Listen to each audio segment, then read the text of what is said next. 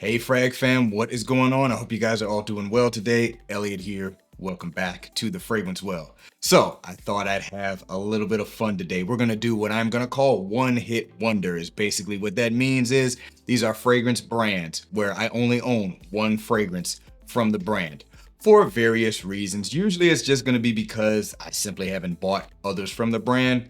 On a more rare occasion, it could actually be there's only one fragrance from the brand that I find interesting. And I imagine that's probably the case for a lot of people, but we're just gonna go through them. I've got 13 fragrances to do this with. So this is literally every fragrance that I have in my collection that I only have one fragrance from the brand. So I'm gonna be brief with each fragrance. I'll talk about what the fragrance is and I'll give a brief reason as to why I only have one of them. So let's not waste any more time. Let's go ahead and get right into it. Before we do, as always, please remember to like the video, subscribe to the channel if you do like the content, and please hit that bell icon. Enable notifications so you can be notified when I upload new videos.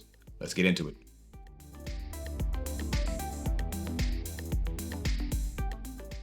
All right, so let's kick it off with one from 1821 Man-Made. This is Sweet Tobacco.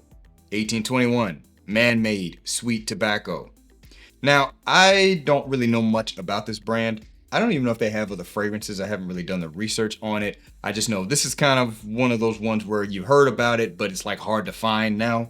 I actually bought this direct from somebody, and I gotta say the fragrance is amazing. So this was a blind buy for me, and I got it last year. So I'm actually really new to the scent, but this is like a popular one for a lot of people that have been collecting for longer time periods. This is it's a sweet tobacco fragrance. It's very, very spicy.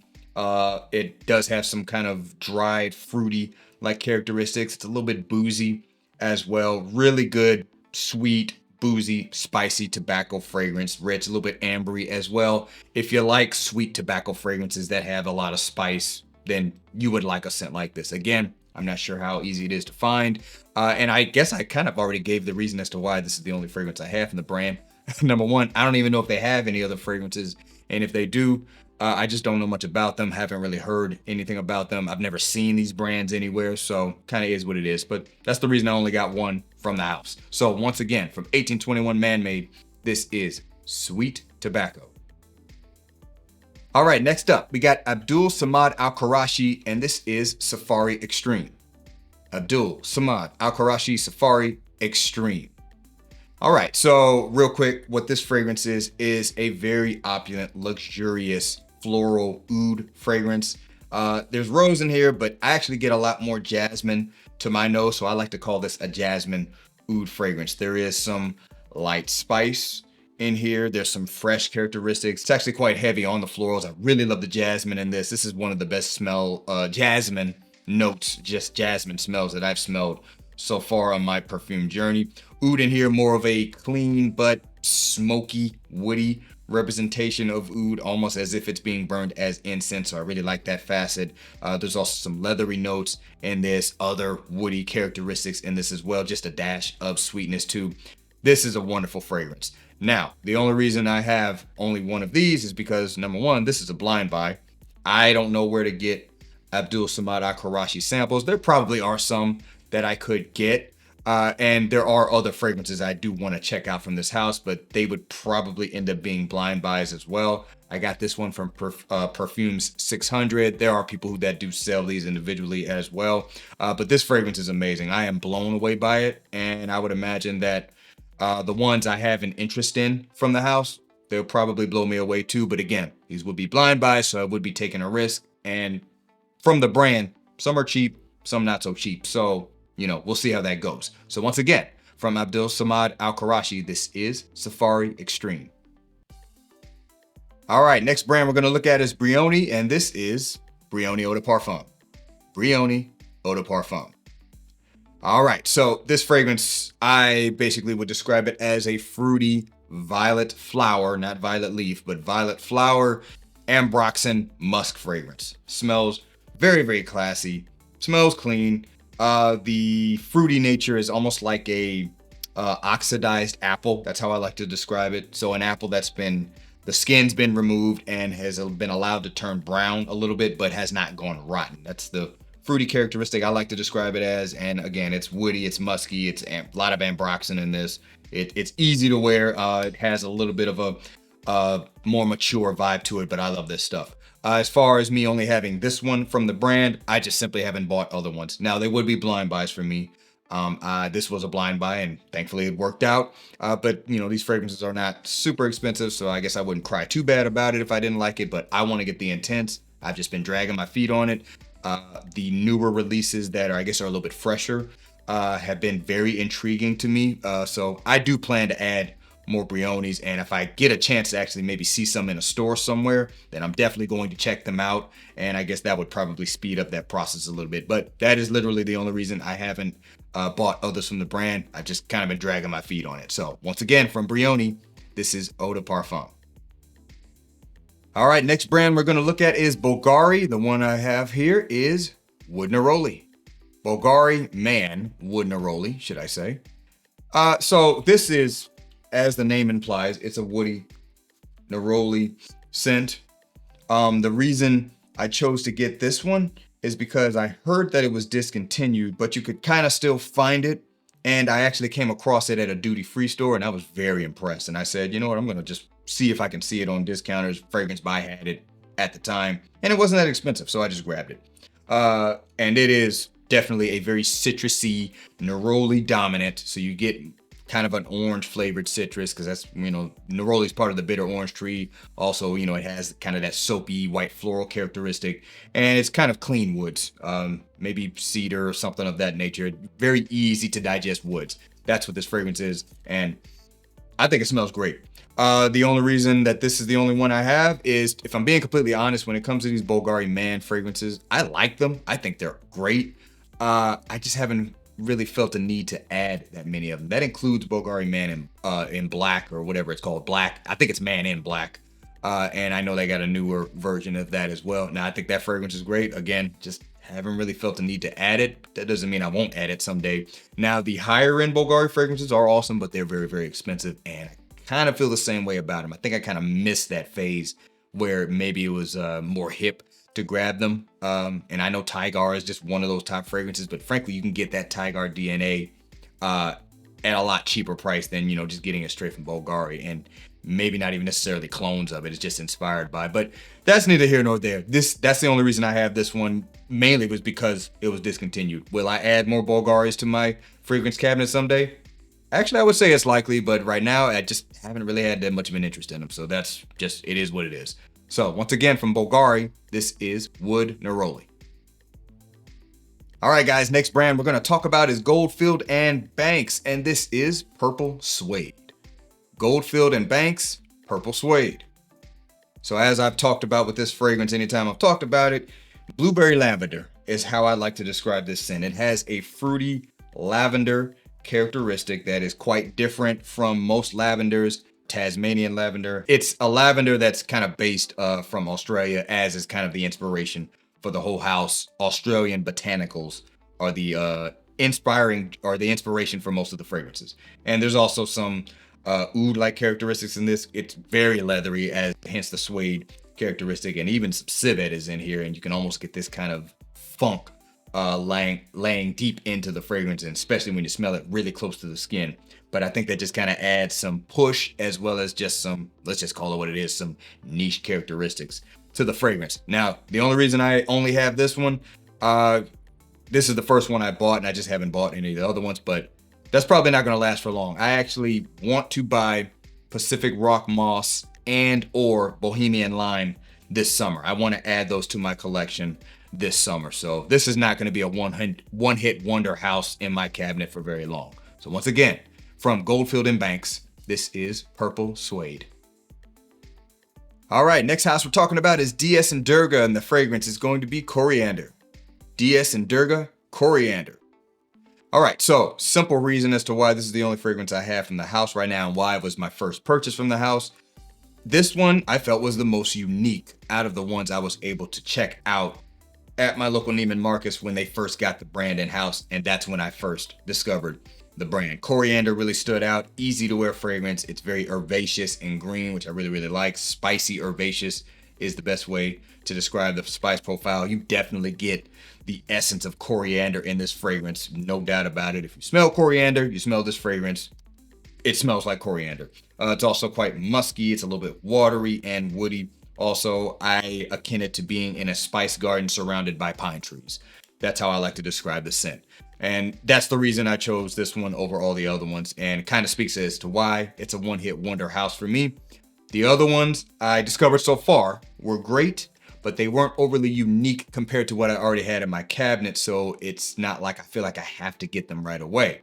So Amber Kiso is awesome, but I've got amber fragrances like it already in my cabinet. The Rose Atlantic, I think that's the name of it, was very, very nice, but also didn't really make me feel like that one I had to get next. And there's a few others from the house that I want to get my nose on, so I haven't discovered the whole house. So we'll see how that goes, but I would like to add some DS and Durgas as time goes on. So once again, from DS and Durga, this is Coriander. All right, next house we're talking about is Rosendo Mateu, and this is going to be number 5. Rosendo Mateu, number 5, Floral Amber Sensual Musk. This is one of those cases where it's easily the most popular fragrance in the house, and it's warranted. The hype is real for it being one of the most popular or the most popular from the house, and that's why I got it, because I think it absolutely lives up to that hype. Soft, pillowy, warm musk with a little bit of a spicy profile. It's a little bit light suede, like leather kind of smell in here. Very warm and pillowy musk, kind of vanillic as well. It is definitely one of the sexiest fragrances in my cabinet, in my opinion. There's just no denying that this stuff simply works and can work for men and women. So I already stated as to why it's the first and only fragrance I have from the house. That being said, I like the house. I have smelled many others from the house. Nothing really jumped out at me as something I necessarily needed to add to my collection, but I haven't smelled everything yet either. And my local niche perfumery has the brand, and I need to go there one day when there's not a lot of other stuff going on and check out all of the fragrances. And I'm also interested in their latest release. The previous release I smelled, didn't want it. I understand a lot of people like that style. That's not really for me. Fruity, sweet and stuff. That's not really for me. So I didn't want that one, but I really want to check out the latest one. So I imagine I'll have more from the house later on. So once again, from Rosendo Mateu, this is number 5. All right, next house we're talking about is going to be Frapon. This is going to be 1270. Frapon 1270. All right, so real quick, 1270, or even the whole house, is kind of inspired by boozy scents. This one here kind of smells like you're in an environment where there's high-end booze, but the fragrance is not overly boozy. It has this kind of boozy vibe to it, but you get like this dried fruit characteristic, this kind of wine-like characteristic in there. It's sweet. It's almost got this very light, sweet honey characteristic to the scent. Smells great. I think it's an awesome fragrance. And as far as it being the only one I have and why I don't have others, similar reason to some of the other fragrance brands I've talked about so far. I've just been dragging my feet on it. You can get these relatively inexpensive. I got hoodwinked on this one, but that was my fault. Anyway, yeah, really nice fragrances overall that are inexpensive. Main complaint with them is they don't last that long, but you know, again, that's not a deal breaker for me, but I just haven't picked up more of them. I don't know why. It just is what it is. I don't really have an explanation. So once again, from Frapon, this is 1270. All right, next house we're talking about is 8 and Bob, and this one's going to be Mémoires de Mustique. 8 and Bob, Mémoires de Mustique. Now, I've talked about this fragrance a number of times on my channel, but this is probably one of the most unknown fragrances on this list in terms of the overall community at large. But what this fragrance is a bitter orange tree fragrance. I was going to say Neroli. It's a bitter orange tree because it has all the aspects of the bitter orange tree wrapped into one fragrance, and the quality is outstanding. So you got Petitgrand, you've got orange blossom, you've got Neroli, you've got the citrus element of the bitter orange tree. Man, listen, it's all wrapped up in here, and it's all kind of accompanied by a pretty musky characteristic. So if you like Neroli or like bitter orange tree ingredients, this is a great fragrance for that. The only reason I grabbed this was because it had all of that, and I did not really have a fragrance like that when I bought it. As far as the House of 8 and Bob, I need to check out the house further. I've only smelled like maybe 2 or 3 from the house, including this one. And the other 2, I thought were good, but, wasn't something I really wanted to add. But I haven't really checked out this house as a whole. I know there's plenty more that are offered from the house. So I just need to check out more of them and we'll see if I add more. So once again, from Aiden Bob, this is Mémoires de Mustique. All right, next house we're talking about Dolce & Gabbana, and this is the One Eau de Parfum. Dolce & Gabbana, the One Eau de Parfum. So I imagine most of you guys know about the One Eau de Parfum. I don't have to go into too much detail. It's spicy, it's warm, it's ambery, it's tobacco, it's woody. It is the quintessential date night fragrance presented from a designer house. And cardamom in here, orange blossom as well. Really nice tobacco scent that I didn't even smell when I first got the fragrance. It took a while for me to get used to it to even pick that up. And the fragrance is amazing as it is presented. The only reason I only have this one is frankly Dolce & Gabbana as a house overall doesn't have a ton of fragrances I really want to get my hands on. There were some of those light blue flankers that I liked but didn't really feel a need to buy, if you know what I mean. The One has who knows how many flankers. I've heard about some of the great ones, especially the like Middle Eastern exclusives and stuff.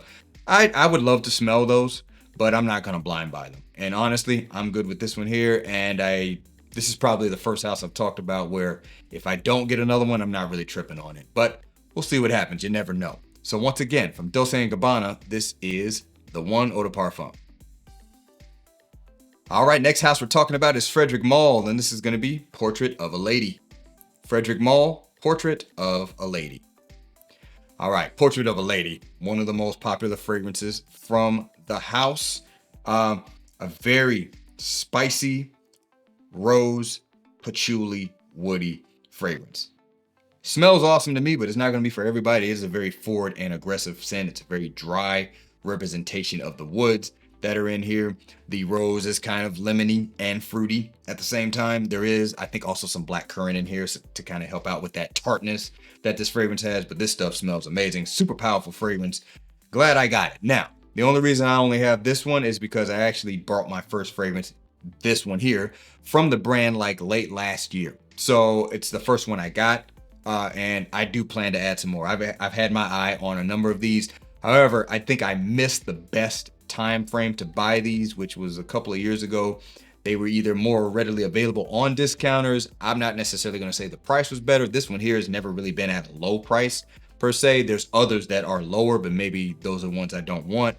But I do notice the availability of a lot of these fragrances is not really there like it was at one point, but you can still get your hands on these. I plan to add some others from Frederic Malle. A lot of those more expensive ones that people say are, just to die for, I haven't gotten a chance to check out, so I'll have to get some samples of those. But I think the house overall is a very high quality house. I have been able to smell a lot from the brand, and I think it's a great brand. So I plan to add some more later. Once again, from Frederic Malle, this is Portrait of a Lady. All right, next one we're talking about, coming from État Libre d'Orange. This is You or Someone Like You. État Libre d'Orange, You or Someone Like You. So this is a mint fragrance. It's like a mint, fresh cut grass, rose garden fragrance. It's quite watery. To me, if you close your eyes, gives a really photorealistic experience of mint being right in your face. So the mint is excellent in this fragrance, but a very refreshing kind of grassy rose garden. That's how I like to describe it. Representation of mint, all kind of wrapped around this really nice musk at the base of the scent. So it's fresh, it's green, it's floral. There's like no woodiness in the scent whatsoever. All right, so the reason this is the only one I got from the house is this is the one that impressed me the most when I first kind of discovered the house. And also you can get a lot of these relatively inexpensive. And I just haven't really bought any more, mainly because a lot of them didn't really feel a need to add. Thought the house wasn't interesting. There's a lot I've sampled, a lot of them I haven't. So I wouldn't say I have a full picture of the house. Now there is one. I want to say it's called Frustration. I should have looked it up beforehand, but it's one that was released like maybe 2 or 3 years ago at this point. Very nice vanilla scent that I think also had some spice to it. The only reason I haven't added it is last time I checked, it was still too high at the price point. I wanted it to come down. So I said, you know what, I'll wait. I need to check again. It maybe has come down to a price that I like now, but I would say overall, I'll probably add some more from this house, but it's not going to be one of those ones where I got like 10 or more from the house. So once again, from État Libre d'Orange, this is You or Someone Like You. All right, and to wrap it up, we're going to go to Chris Collins, and this one is African Rooibos. Chris Collins, African Rooibos. All right, so first of all, amazing tea fragrance. This is spicy, kind of fruity, tea, and dry woods.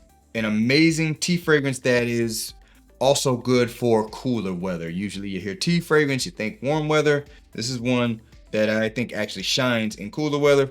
That being said, you can wear it whenever you want. Tea, Rooibos, it is kind of a fruity, woody, earthy tea. I actually have Rooibos tea in my house, and I think the tea is amazing. So I think it's very well captured in this fragrance. All right, so the only reason I only have this one is, number one, this is definitely one of the most popular from the brand. And when I got my sample pack a while back and smelled this one, I was like, yeah, that is easily going to be the first one from the house. Full stop. If I never buy another fragrance from the house, it's going to be this one. That being said, I will buy more fragrances from the house. I wish the sample kit had more from the house, because it actually left out quite a few, but there were maybe 2 other ones in that sample kit. I said I wouldn't mind having those. I really want to check out the new one. I think it's called Manhattan Cherry. I want to check out Oud Glory. Again, that wasn't in the sample kit, so I will have more fragrances from Chris Collins. So that's all I really have to say about that. I'm going to get more fragrances. However, they're not, as far as I know, available on discounters, so you pretty much have to pay full retail for them or catch a coupon from the brand. So that means you got to be kind of fully committed to buying them, because, you know, knowing you can get better deals on other stuff, it naturally makes you want to go buy that other stuff first. So it is what it is. Once again, from Chris Collins, this is African Rooibos. All right, guys, that is going to do it for this video. If you would like to, let me know down in the comments below what some of your one-hit wonder fragrance brands are. I'm sure most of you guys have got one fragrance from one particular brand and you don't know if you're going to add more later on or not. Would love to see what you guys have to say. So thanks again for watching all the way into the end. I really do appreciate every last one of you. Please remember to be well and smell well, and I will see you in the next episode of The Fragrance Well. Have a good one.